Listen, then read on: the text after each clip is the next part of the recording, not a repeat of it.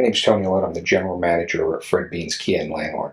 I just wanted to take a minute to talk about Larry Feldman and Career Changers USA. Larry and I have been working together for about the last 12 years now, and anything I've ever needed as far as recruiting, training, Larry has been right there. Larry's gotten me salespeople, he's gotten me managers, he's got me technicians even through the toughest times in the industry, and he is just the kind of guy who's going to tell you exactly what's on his mind. He's going to tell you exactly what he thinks. But Larry also has the expertise to back it up. When he was in the dealership world, he was a top performer, and that's really important to my staff, especially as it pertains to training. A lot of people can come in and teach out of a textbook, but Larry has real-world experience dealing with customers, dealing with situations in dealerships that we go through on a daily basis and try to train on. But Larry's been through it, so he can really empathize with the people and tell you what's worked for him and maybe what way not to go. Larry is just always at a 10. I mean, his energy level is always up there, and I think people, they just love that and they feed off of it. He's not faking it. He is genuinely excited to come in and help you. He's excited to come in and help grow your business. And he's one of those people who just really enjoys seeing dealers succeed and have a lot of fun at the same time. All right. Life is about connection. Having a support system to lean on. And roads to endless possibility.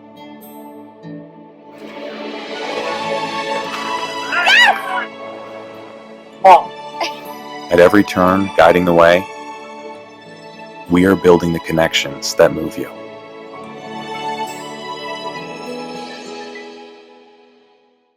So what would your dealership feel like if your entire sales staff was literally on fire, your sales and service staff? They were nonstop all over social media, completely dominating your marketplace. They could do it in 30 days or less and then continue their education to do it for an entire 6 months or a year. You literally would completely take over the entire marketplace and no one would be able to compete with you. And that's what we can do for you. So when you're walking around your community, whether you're at local restaurants or you're going to the gym, if you don't want to be bothered, fine, you won't be bothered. But a lot of people will walk up to you and say, oh my God, I love your social media. Your staff is amazing. We love what you're doing in the community. We want to come buy a car from you. We want to get an oil change at your dealership. Your community is absolutely going to love you. And it doesn't matter what platform you're on. You could be on TikTok, LinkedIn, Facebook, Instagram, all social media platforms. You will literally be all over the place. And not only will you have ads running, but your own staff is going to be promoting your brand and promoting themselves within the dealership and within the business. So it's like running an ad times 100-fold because your entire staff is participating in the process. I've traveled all over North America. I've trained Toyota. I've trained Nissan. I've been to driving sales. I've been to Women in Auto. I get hired as a speaker for conferences at universities all over the country. And I can help change the trajectory of your dealership right now. Hey, if you missed us live, you can listen to us wherever you get your podcast.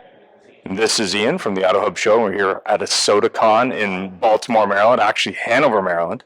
And we have a very short gentleman next to me here who's got some thoughts on all kinds of things. I don't even want to get started with how many things he's into, but let's start with an intro, and then there's a few irons in the fire. Am I fair there?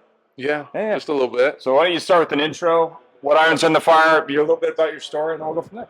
Yeah. So do you need me to hold that, or you got it? No, I got it. Okay. So my name. Your voice even up there. Yeah. So my name is Duran Cage, and I'm the owner and founder of Cage Automotive, and then also the co-founder of Bev Everything. And so on the Cage side, and that's why I'm here at ASOTU-Con today, is I really focus on internet sales, CRM, and social media, like branding strategies. So I've been in the business since 2002, sold my first car in Albuquerque, New Mexico, and worked for the manufacturers, and that's what led me to a job in Memphis, Tennessee, where I ran a store out there. And fast forward to 2018, started a business consulting and training car dealerships, primarily around the internet sales and online experience, because that's the biggest opportunity in most stores. Well, that's right in our wheelhouse. I mean, I managed an internet department at a large Honda store. I started in the business, I think, around 2000. So I've been in the business, I think, close to 25 years, and then I have a family history going back a couple of generations. But at the end of the day, for us on the show, it's always been about helping car dealers get better, and it's all about, in our opinion, and this is just what we think, it's about customer experience, but more importantly, it's about customers, because without customers, there is no business. That includes the car business. So training a lot of dealers, and we know process is part of it. And we actually had a show on Monday about AI, and that was kind of interesting because we had some interviews today about it. What's your feeling on what's broken at car dealers that can be, I guess, easily fixed, or the top thing that you fix when you do this? Yeah, so I would say the most broken and common thing that we see across the industry, we call it the gap. The gap is called leaders that run the stores but did not have the opportunity to work internet deals or actually be involved in the internet department or the BDC. So the reason why there's a gap is because we're still seeing in our industry that there's leaders that are just trusting the people in the internet department or the BDC to do it all without being actively engaged in that. And that's a problem because the traffic now, 80 to 90% of traffic is coming through digitally. So it's either a phone up or it's online. That's where a lot of this stuff is coming. And so the best leaders before digital came, they were some of the best at guiding the traffic on the lot, right? So a good leader would be like, hey, what's that person's name? What's that person's name? Make sure you get them logged, right? If we didn't log them or we didn't TO, for the people that are veterans listening to this, you know what happened. It was a scolding or you got fired. But then those leaders, when the business transitioned to digital, a lot of those leaders stayed on the lot. So they're still watching the lot the same way, but they haven't fixed their eyes to understand the digital customer and that experience. And so that is the biggest opportunity and the biggest gap, is because when leaders, whether the dealership has a BDC department or does not, but when the leaders understand that online shopper, right, they get it, and then they actually work in the internet department, like be in there for a day. If you can't do a day, spend 2 hours. And 2 hours in an internet department for a general manager, GSM, or sales manager will open up their eyes and mind blown them on how many opportunities and what can be done there. Well, 100%. I mean, when I managed an internet department, it was a long time ago now, almost 15 years. Yeah. What was shocking when I took over the department is no one else wanted to do it. They were That's like, right. yeah, those people don't buy anything. They're not coming in. They're just wasting your time. And then now, fast forward, you look at it, and I set up BDCs and train them as well, so I'm familiar with that part of it. But more importantly, when you look at it from the OEM side, having worked with the OEM myself, it's about customer experience, but more importantly, people aren't visiting 5 stores anymore. They're visiting one. If it's really bad, maybe 1.1, so maybe a second store. And if that doesn't tell you that you need to focus on the way people want to buy cars versus the traditional road to the sale model, there's something wrong. But more importantly, when you look at it, the amount of leads you're getting, how are those being handled by that old car dog, for example, or the old car dog manager who says, is it in the CRM? Oh, absolutely. Do you know? Absolutely, probably not. Yeah. My guess. No, that's it, because it's kind of out of sight, out of mind, So if it's like we don't see it, it didn't happen. And so we're just talking about the internet sales part. We're not even talking about making sure that engagement with the internet sales and understanding that department, making sure that they're correlating that in the CRM, because there's still leaders that will go around, and I'll still see it today, and I know you do too. Yeah. They'll go around, what do we got working today? How many appointments you got? How many appointments you got? And I'm like, oh my gosh, that's the CRM. So the conversation be like, hey, I noticed in the CRM, you only have 1 appointment today. How can I help you get another one? That's the shift that I'm talking about, that I'm not seeing. It's like we're still a little bit on the old school side of what we're seeing on the floor from a leadership. And once they buy in, their language changes as well. Yeah, I mean, we did an interview earlier today. The company, they have a lot of data. They do a lot of data work with big companies, including Walmart, CarMax, other companies.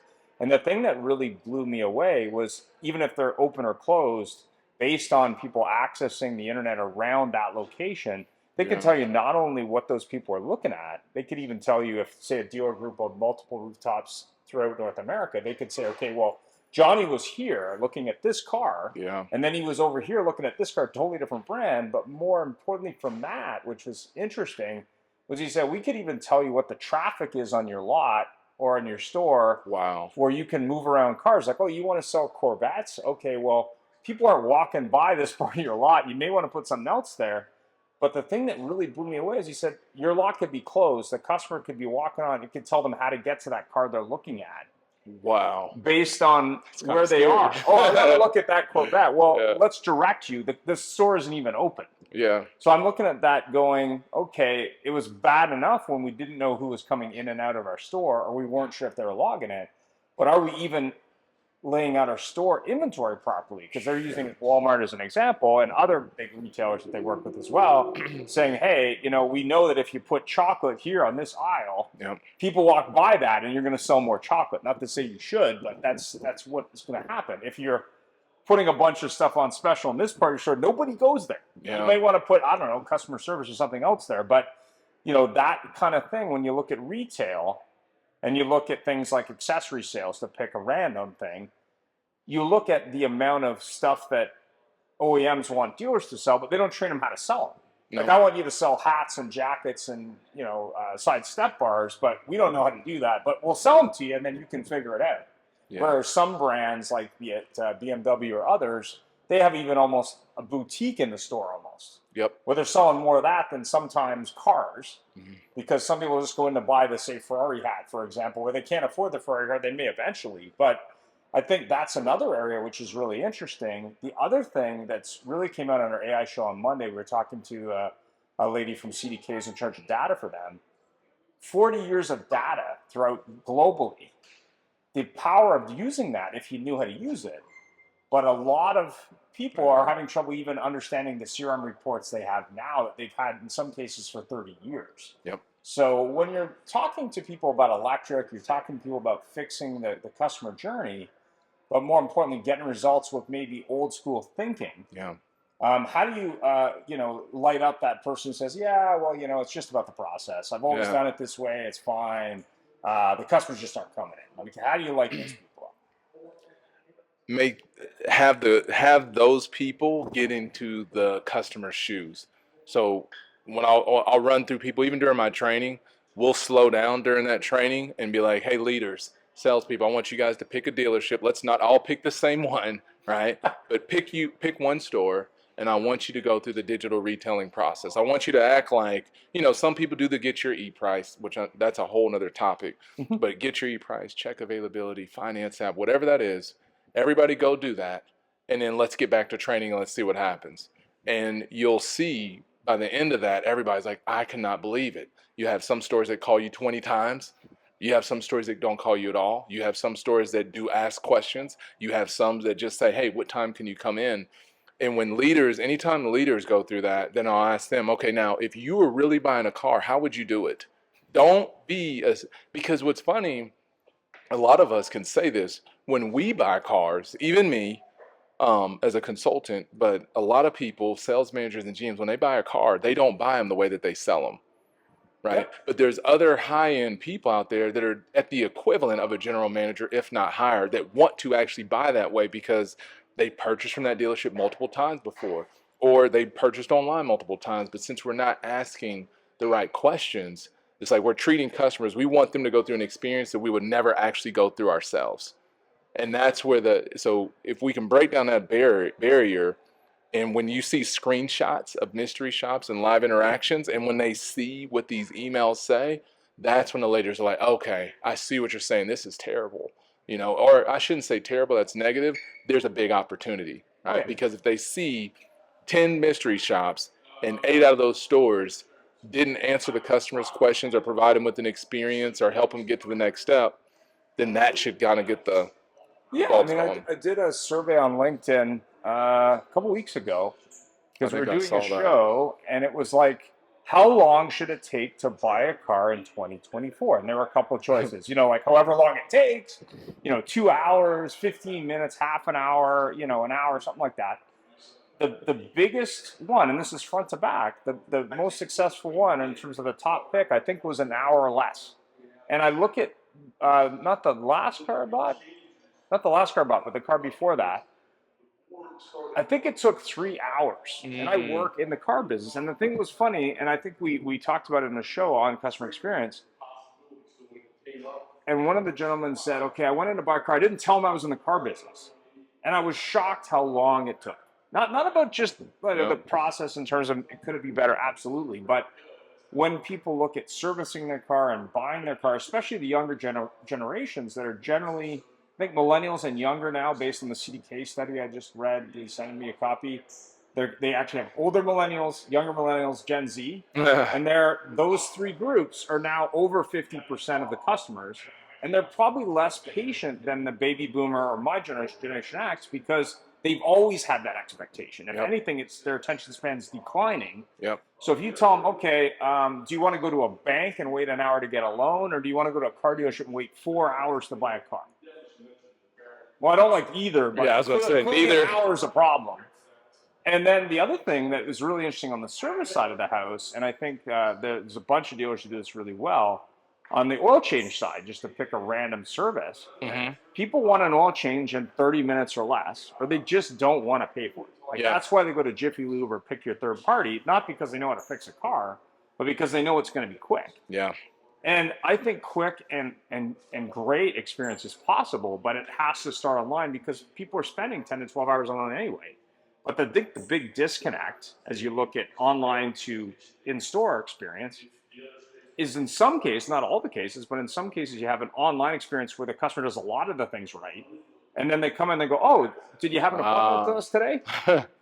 Yeah, I just spent like 3 hours going through this process online, dude. I'm frustrated now. Can I buy the car? And they're like, oh, we don't know who you are. It's like, so we talked about this with response time.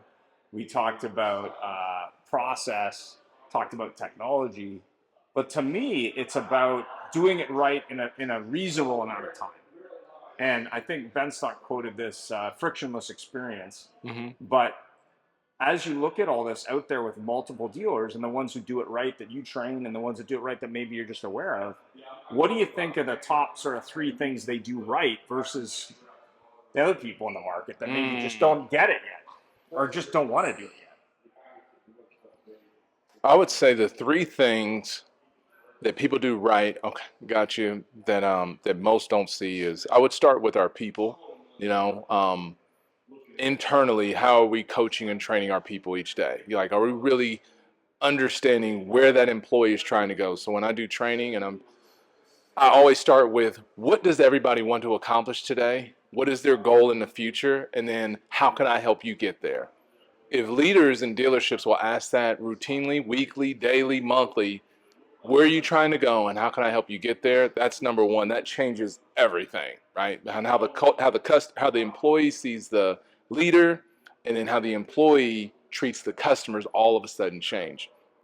Number 2, I would say setting up and making sure that everybody understands that CRM to what it can actually be used for and how it can save them time. So I'm really big within the CRM, and you might be as well, about using simplified processes and custom statuses and tags to organize every person in there. But again, everything that I'm saying means nothing unless the leadership team actively uses it. So the Save a Deal meetings that we used to have 20 years ago should now include the CRM up on a screen somewhere where we're just going through it for 10 or 15 minutes. It should actually turn the Save a Deal meeting from like 30 minutes to 15 or 20 minutes, because you can go to the same place, create a report to find low-hanging fruit. And then the third thing is with the dealers that are really rocking and doing well, and I talk about this a lot as well, is using video, AI, any kind of innovative technology that gives their employees and their customers an opportunity to create a better experience than those stores that don't. Because I feel like, we'll see that there's 2 types of dealers right now. They're either all in on using innovation and technology to help their team and help them get better, or there's the other store that uses nothing because they believe it's going to replace us or something like that. And what I would challenge is if you can get right there in the middle, and again, these top stores, this is what they do, is they embrace the technology and the tools that they have, but they do that after number 1 and number 2 are done. When they have the basics, the fundamentals down, now let's put the icing on the cake with innovation. But what I'm seeing stores on the opposite side do is, 1, they don't train their people as much. They don't even have a culture for coaching. 2, they believe the CRM is junk. And then 3, they believe AI, if they are going to use AI and technology, they believe that it will actually sell them the car. And it won't yet. It Yes, there are some AIs that can book appointments. I saw somebody call out about that here while we were at ASOTU-Con. Somebody said AI can book appointments. Yes, they can, but can the AI get them to actually show up the way that a human could? Could the AI make sure that they get a human voice that says, hey, when you get here, this is where you're going to park? Now, could AI be trained to do that? Absolutely. But at some point, the customers are going to want to deal with a human. Or ask the customer at the beginning, would you prefer this process to be handled by automation AI, or would you like a human? And that's where dealers, they should do that. I would love to see a dealer survey their customers and say, hey, would you prefer to deal with us, or would you like a streamlined bot that can answer most of your questions, and it might be a simple process? And I think most customers are probably going to say, if you've got a human that can help, I want the human. But if you don't have any humans available, I'll take the AI. Yeah, I mean, I always compare that to years ago when you'd sell a car to an accountant. And it wasn't about the car. It was like, okay, what's the amortization period? What's the interest rate? What's the payment? How can you save me more money? And by the way, is it available in white or in silver or whatever? Yeah. That percentage of people, I think, were the early adopters also of digital retail, even though it was not a great process. And it probably still a percentage today. But the lion's share of people want a personalized experience because they want it to be enjoyable. Much like they do in air travel, even though that can be a mixed bag. And I think you're 100% right that if you don't have those basics down, if you don't have an understanding, if you're not embracing the change that's happening, you're going to be farther and farther behind. And I think that there's dealers, to quote a gentleman I interviewed an NADA 2 years ago, who sold 2 companies that are quite successful. He says there's about 1,000 to 3,000 proactive dealers in the U.S. market, and the rest follow them. Yeah. So if you can influence those 1,000 to 3,000, you're going to get the rest. But those other dealers are just waiting to see what the heavy hitters are doing. That's it. And I think that's true in the car business in general, but I think what's happening is that rate of change is accelerating. It's fast. So those dealers that were waiting to see may not be able to wait and see anymore. They have to jump in the pool. And I think that's what AI is teaching us daily. It's not perfect, but it's on the track. Yeah. And it's getting faster every day. So I think, to your point, it's a combination of the technology, the people, the training, and more importantly, doing it all the time. And I think that's the key to success. But it sounds like we're out of time. But I appreciate the time. And I'm getting the... Yeah, that's on me. Because I would sit here, we could do this for hours. I would love talking to you, Ian. It's been great. But yeah, I mean, and this won't be our last time, so we'll definitely schedule some time in the future, and I would love to come back. Thanks for taking the time, and we'll see you on the show. And of course, if you're curious as to how to reach out, maybe you can give us, we'll put it in the description. Yeah, and you can go LinkedIn.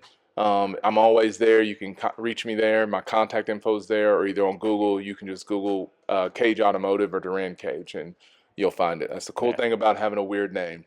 So. After Duran and Michael Jackson, Larry, don't say anything. But that's argue with a tall man talking into a squirrel. Isn't that cool? Hey, if you miss us live, you can listen to us wherever you get your podcast.